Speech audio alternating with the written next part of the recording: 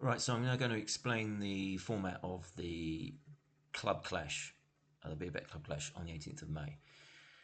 You start off with, we've got 20 teams arranged in groups of 5.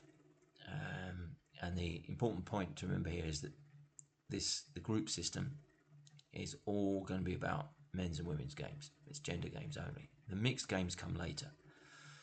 So we're starting off with teams that are placed in these groups according to their ranking in as an average duper score. So the top 4 teams are Antwerp, Tongeren, Liban, and Tervuren, and then the next 4 are these second place teams that place in the second place, etc.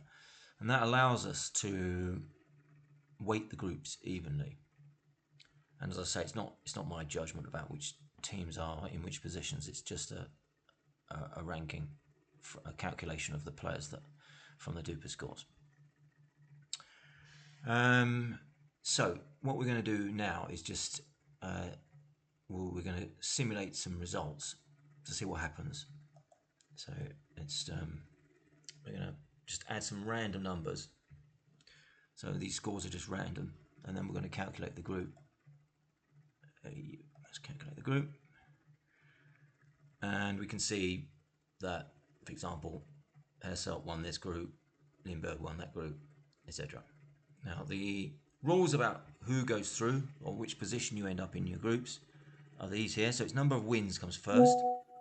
So 5 wins is always better than 4 wins, regardless of the accumulation of points difference. That's the second differentiator. Overall points difference. If both of these are level, then you look at the head-to-head record.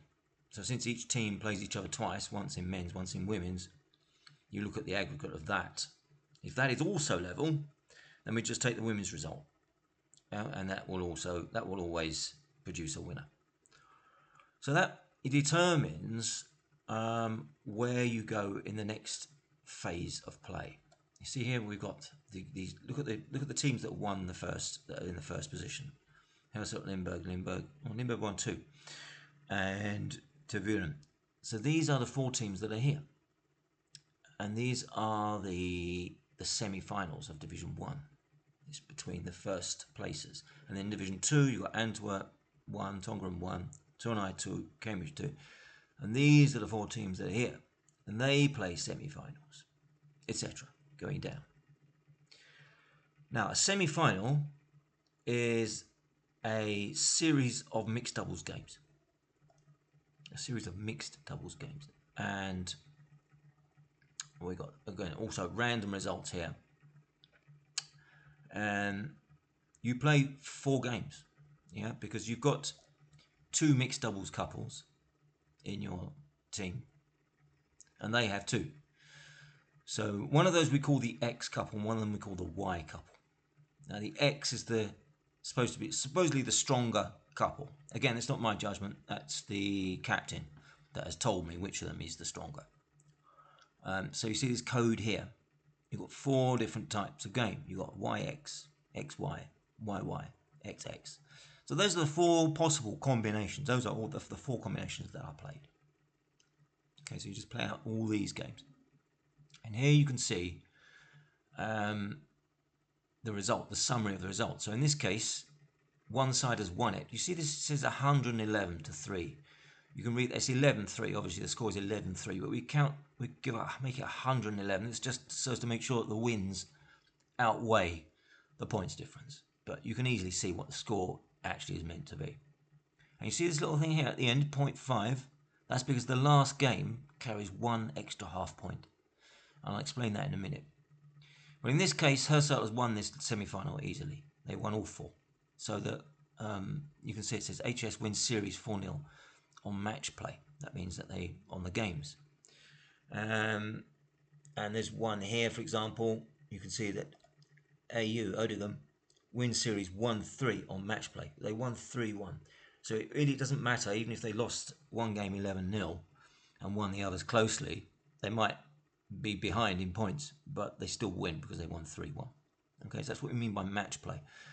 There are other verdicts here which yeah, points difference. So CB2, in this one here, you can see that this was 2 games each. Tournai and Cambridge won 2 games each, so it's 2-2. So then the points difference comes into play. And here we got a nice one. Antwerp win the series on XX decider. That means that these scores, there's 2-2. Yeah, you both win 2 games. The points difference adds up to the same thing, so the points difference is also level. We then give, this is where the extra half point comes in. The last game, the XX game, Antwerp win it because, well, they won the last game. So they win the series because they won the last game. So that only comes into play when the scores are level in all other respects. So it's probably an unlikely scenario, but it could happen. And this will always produce a winner. So that produces a lineup for the final. So this is now the finals lineup. And we play exactly the same way. Okay, here, yeah, I've written down the rules here. So 3-1 or 4-0 is always decisive. Yeah, if it's 2-2, you count the points difference, and then if it's level, then you take the winner of the XX game. So this now produces a set of games here, a final set of games. Same idea. You win or lose your finals based on the same concept, and that will lead to a final result. Won by Limburg. Well done. Hersalt second. So in each division, the same thing happens within each division. So there is a semi-final and a final. And even if you lose your semi-final, you play a third, fourth. So this is the other important point, that everybody will play exactly 8 games. Regardless, you could lose them all, but you still play 8 games. Everyone in the room will play 8 games. So that's your 4 games in the morning. There are always going to be gender games, men's or women's.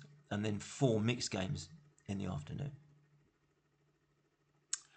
We then have this concept of the most valuable player. So within each, let me just recalculate that in case it's not outdated. I think it is the same. I think it is correct. But you can see here that all right. So even though Limburg won it, you can see the top woman and the top man were both from Hersalt. Okay, and that's the most valuable player count. But what we do now is that we have a final where we make the top woman, which would be Vanna in this case, will play against the second place man, which would be this guy, Kuhn, from Tervuren. And then the second place woman, which will be Ellen, will play against the second man.